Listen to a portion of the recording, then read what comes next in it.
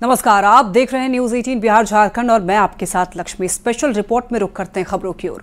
लोकसभा चुनाव की बिसात बिछ चुकी है, सभी राजनीतिक पार्टियां इस चुनावी रणभूमि में कूद चुकी हैं, लेकिन ऐसा लग रहा है इस बार बंद हुई चीनी मिल सियासी जायका बिगाड़ सकती है। रिपोर्ट देखिए।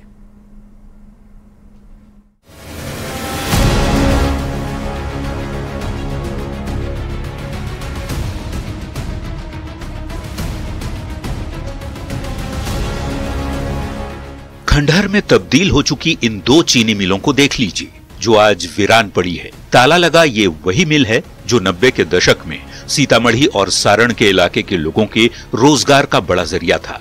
मिल की चिमनी से हर वक्त धुआं निकलता रहता था, पर आज यहाँ कुछ बची है तो सिर्फ यादें। बंद चीनी मिल चुनावी मौसम में हर बार की तरह इस बार भी बड़ा मुद्दा बन चुका है। इस बार लोकसभा चुनाव में यह एक बड़ा मुद्दा है, क्योंकि यहाँ पे आधा दर्जन ऐसी फैक्ट्रियाँ थी जिनसे पूरे बिहार की अर्थव्यवस्था चलती थी। ये फैक्ट्रियाँ बंद हो चुकी है। लोग नेताओं से सवाल पूछ रहे हैं और नेता इन सवालों से भागते नजर आ रहे हैं। कहीं ना कहीं ये फैक्ट्रियाँ जो है बिहार की बदहाली की तस्वीर है और जनता को उम्मीद रहती है कि नेता इस तस्वीर को बदलेंगे, लेकिन हर बार नेता नाकाम साबित होते हैं और जनता फिर सवालों के साथ सड़क पर खड़ी नजर आती है। चीनी मिल के परिसर में सन्नाटा पसरा है। इमारत खंडहर में तब्दील हो चुकी है। सारण के मढ़ौरा चीनी मिल हर बार चुनाव में मुद्दा बनती रही। सवाल वही, कब चालू होगी मिल? वो यहाँ के वोट से जीत कर जाते हैं, लेकिन आज तक एक बार भी नहीं उठाए हैं जो हमारे किसान मजदूर का पैसा मिलना चाहिए। कभी जिले भर के लोगों को यहाँ रोजगार मिलता था, पर 90 का दशक आते आते प्रबंधन की गलत नीतियों के चलते मिल बंद हो गई। यही नहीं, दशकों से बंद पड़ी इस मिल के कलपुर्जे तक कबाड़ में बेच दिए गए। चुनावों में मुद्दा हर बार बनता है कि रोजगार का क्या होगा। जवाब क्या है नेताओं का, वो भी सुन लीजिए।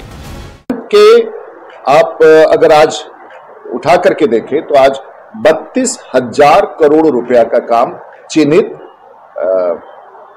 जिसका टेंडर किया जा चुका है, सारण की धरती पर चल रहा है और इसके प्रत्यक्षदर्शी आप सब लोग। अब ये तस्वीर सीतामढ़ी के रीगा चीनी मिल की है, जिसकी हालत भी मढ़ौरा चीनी मिल जैसी ही है और ये भी चुनावी मुद्दा बन चुका है।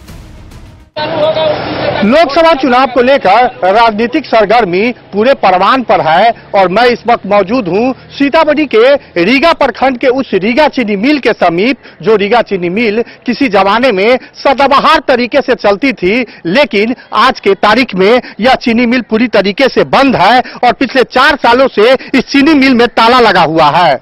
इस चीनी मिल की स्थिति ये थी कि इस चीनी मिल से सीतामढ़ी और शिवहर जिले के तकरीबन 50,000 किसानों के रोजी रोटी चलते थे और तकरीबन 1,000 से ज्यादा लोग इस चीनी मिल में काम करते थे, जिनके घर का खर्चा इसी चीनी मिल से चलता था।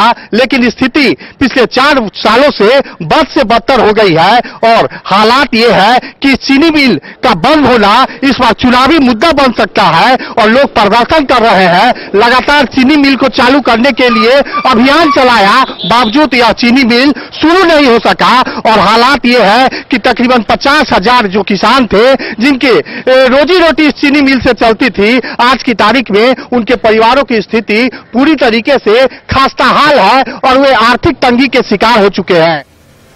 4 साल से यह चीनी मिल बंद पड़ी है। किसान और मजदूरों के घर चूल्हा भी नहीं जल पा रहा। भूखमरी की कगार पर पहुंचे कर्मचारी सवाल पूछ रहे हैं, कब बदलेंगे हालात? देखिए सर, इस बार तय हो चुका है, रीगा के लोगों ने ठान लिया है कि जो रीगा चीनी मिल चालू करेगा उसी को हम वोट करेंगे।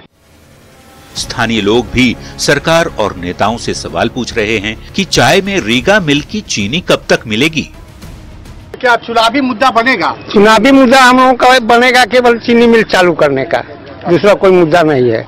मिल हम लोगों के लिए माने एक तरह से जीविका का था ना, तो 10 कोसी आदमी जी रहा था, ये बंद हो गया। 10 कोसी आदमी के किसान के से लेकर मजदूर से लेके सब भूखे मर रहा है, रोड पर देख रहे हैं। चीनी मिल नहीं चालू हुआ ना तो कोई भी नेता आएगा वोट मांगे, हम लोग उसको वोट नहीं देंगे, प्लस में हम लोग घेरावा उसको करेंगे।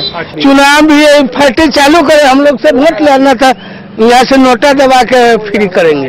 कहना चाहेंगे कि जातिवादी से हटकर और धर्म से हटकर जो चीनी मिल चालू करेगा हम उन्हीं के साथ रहेंगे। लेकिन देखिए किसान सब दिक्कत है, किसान सब परेशान है। हाँ, परेशान है। चुनाव का मौसम है, नेताजी जनसंपर्क अभियान चला रहे हैं, बड़े बड़े वादे कर रहे हैं, पर सारण और सीतामढ़ी की ये दो तस्वीरें नेताओं के कोरे आश्वासन की सच्चाई ही बयां कर रही है। उम्मीद है बंद पड़ी चीनी मिल जल्द चालू होगी और भूखे पेट को रोजगार मिलेगा। न्यूज़ 18 के लिए छपरा से संतोष गुप्ता और सीतामढ़ी से राकेश रंजन की रिपोर्ट।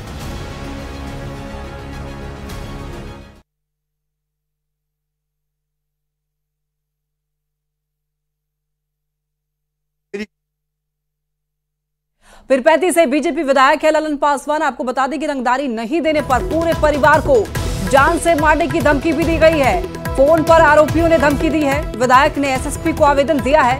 पुलिस मामले की जांच पड़ताल में जुटी हुई है। पूरे परिवार को जान से मारने की धमकी मिली है।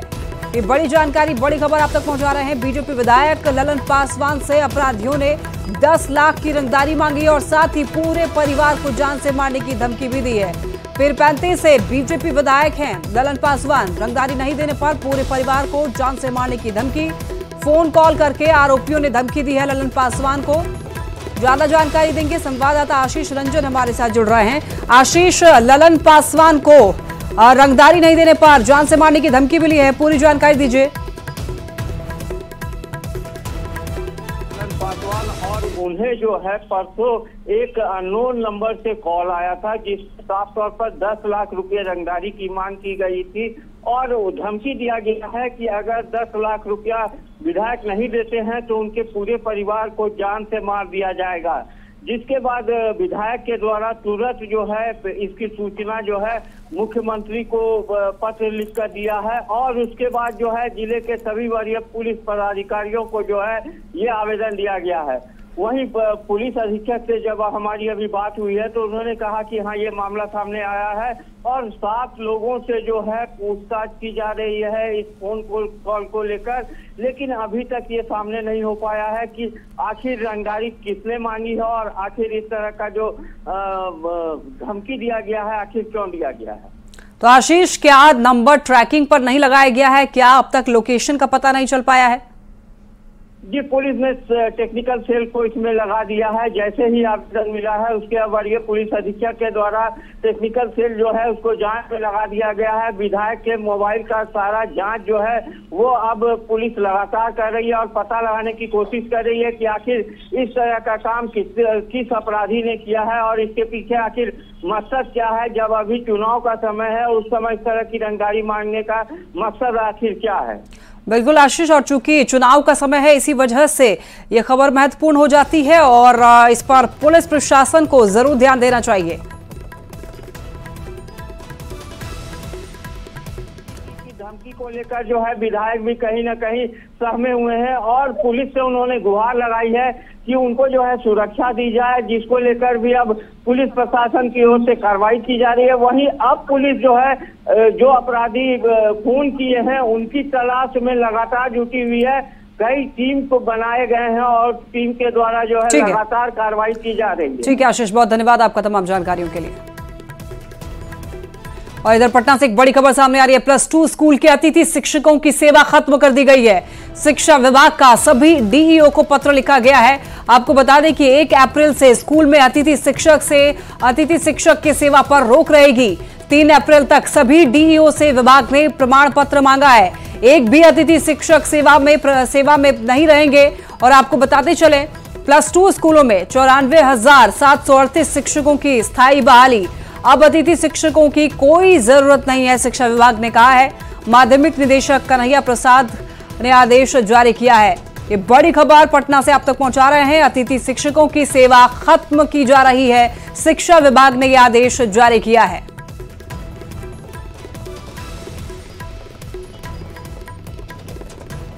राष्ट्रपति द्रौपदी मुर्मू ने बिहार के पूर्व सीएम जननायक कर्पूरी ठाकुर को मरणोपरांत भारत रत्न से सम्मानित किया। कर्पूरी ठाकुर के बेटे रामनाथ ठाकुर ने यह सम्मान प्राप्त किया और इसके गवाह बने पीएम मोदी और सीएम नीतीश कुमार। कर्पूरी ठाकुर मरणोपरांत उनके पुत्र श्री रामनाथ ठाकुर। तालियों की गड़गड़ाहट के बीच भारत रत्न कर्पूरी ठाकुर के नाम का ऐलान। बिहार समेत पूरे भारत के लिए गौरव का क्षण।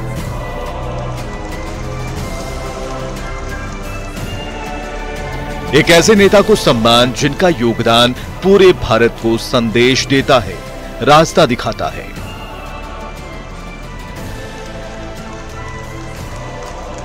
राष्ट्रपति द्रौपदी मुर्मू के हाथों स्वर्गीय कर्पूरी ठाकुर के बेटे और जेडीयू सांसद रामनाथ ठाकुर ने यह सम्मान ग्रहण किया।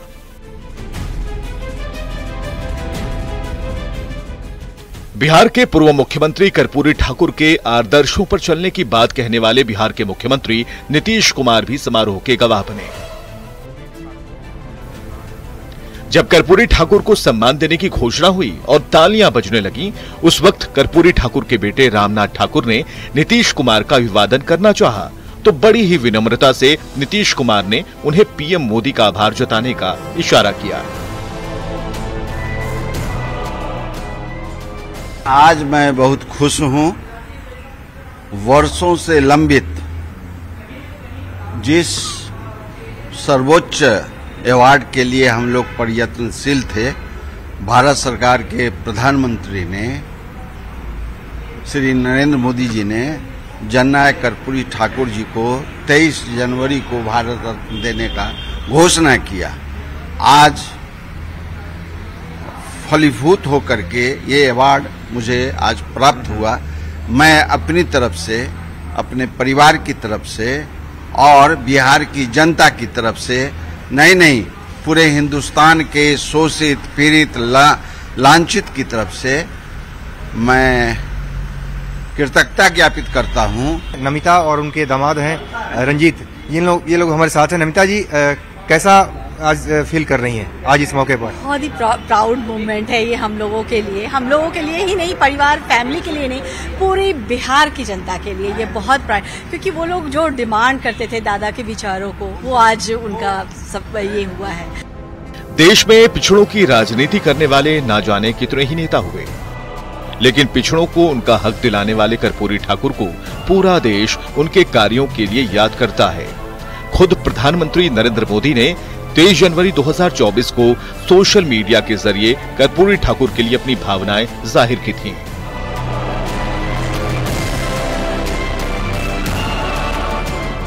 बिहार और समूचे देश के संदर्भ में कर्पूरी ठाकुर के फैसलों को भूला नहीं जा सकता। देश में सबसे पहले उन्होंने पिछड़ा वर्ग को आरक्षण दिया, बिहार में उर्दू को दूसरी राजकीय भाषा का दर्जा दिया, पिछड़े ही नहीं अगड़ों को भी 3% आरक्षण का प्रावधान किया। स्वतंत्रता संघर्ष जेपी आंदोलन में उनकी भूमिका अग्रणी रही। मैट्रिक तक की पढ़ाई को भी उन्होंने मुफ्त कर दिया। आर्थिक रूप से कमजोर सवर्णों और महिलाओं के लिए भी आरक्षण का प्रावधान किया। देश को ऐसे ही नेताओं की जरूरत है और खासकर ऐसी विभूतियों को भारत रत्न का सम्मान देने वाली सरकार की सराहना हो रही है, जो कर्पूरी ठाकुर के आदर्शों पर भारत का विकास मार्ग प्रशस्त कर रही है। Bureau report, news 18।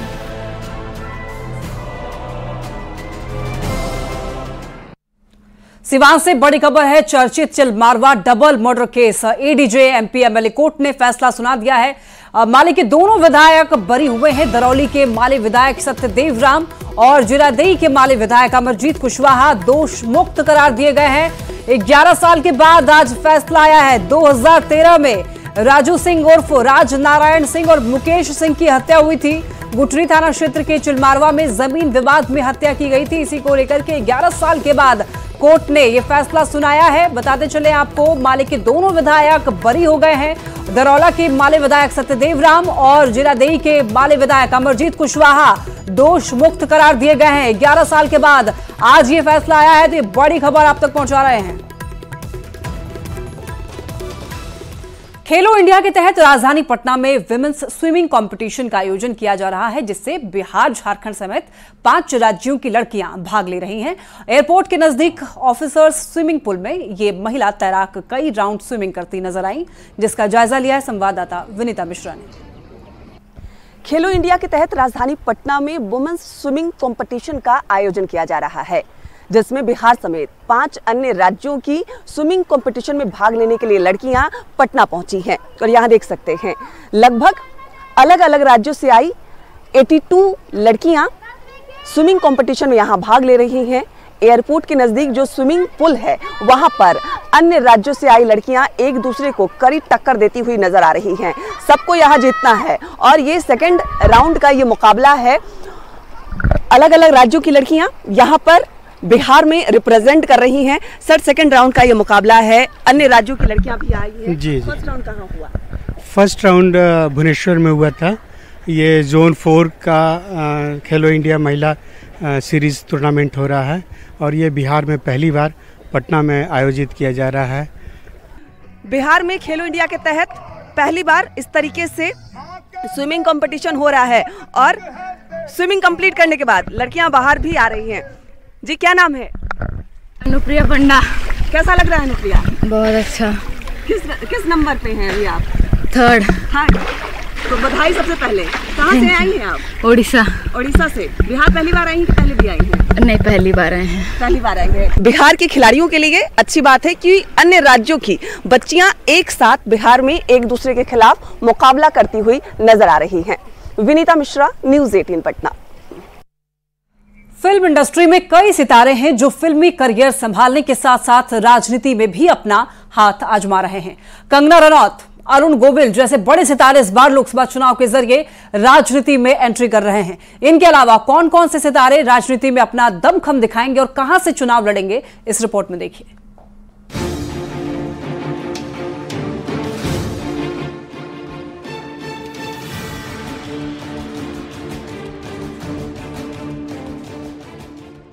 चुनावी साल हो, सियासी माहौल टाइट हो और इस पर फिल्मी सितारों का तड़का न लगे, ऐसा हो ही नहीं सकता।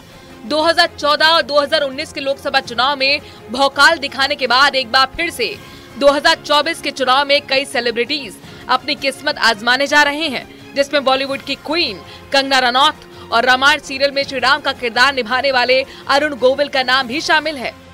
चुनावी रणभेरी बच चुकी है और तकरीबन हर बड़ी पार्टी की तरफ से फिल्मी सितारों को चुनावी मैदान में उतारा गया है।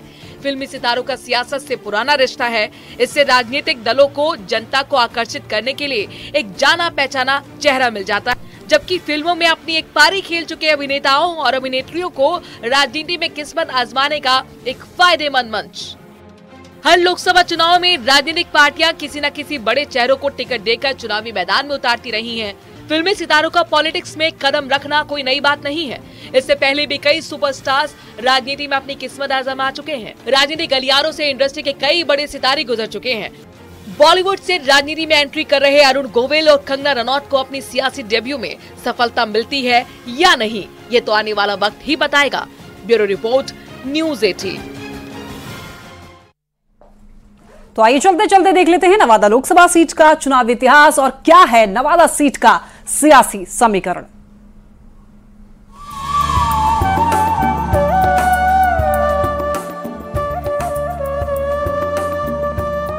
जिसकी पहचान बिहार के कश्मीर और सप्त ऋषियों की तपोभूमि के रूप में है, जहां आज भी रामायण और महाभारत काल के कई प्रसंग सुने सुनाए जाते हैं, वो है बिहार का नवादा।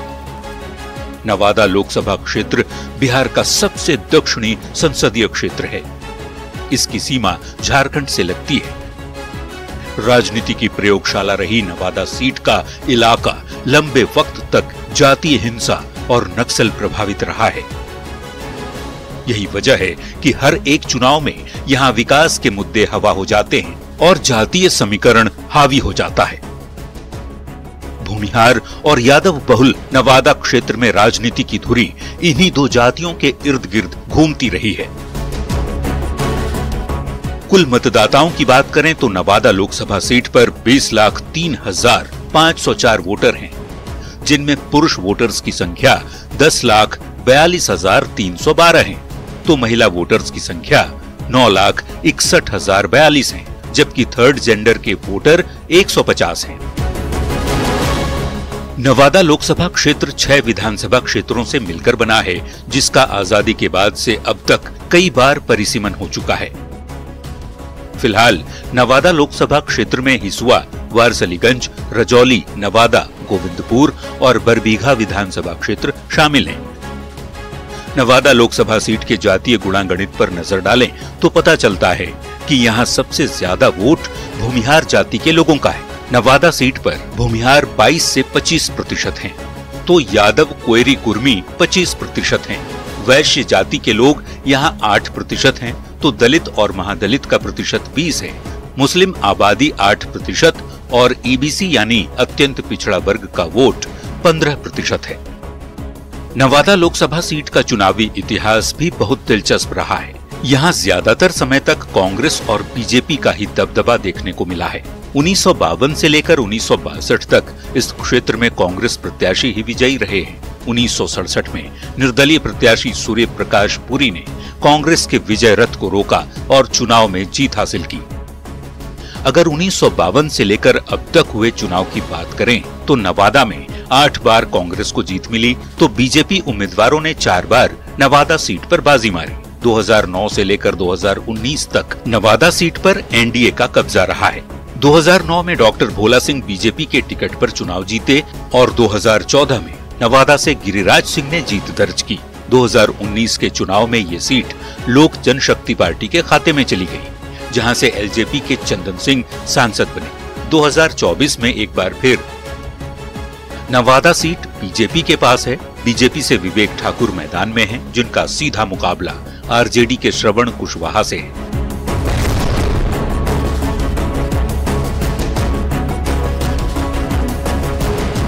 वैसे आरजेडी से भागे हुए विनोद यादव ने निर्दलीय मैदान में उतरकर नवादा की लड़ाई को दिलचस्प बना दिया है। Bureau report, news 18। और इसी के साथ बुलेटिन में फिलहाल के लिए इतना ही। तमाम खबरों के लिए आप देखते रहिए न्यूज़ 18।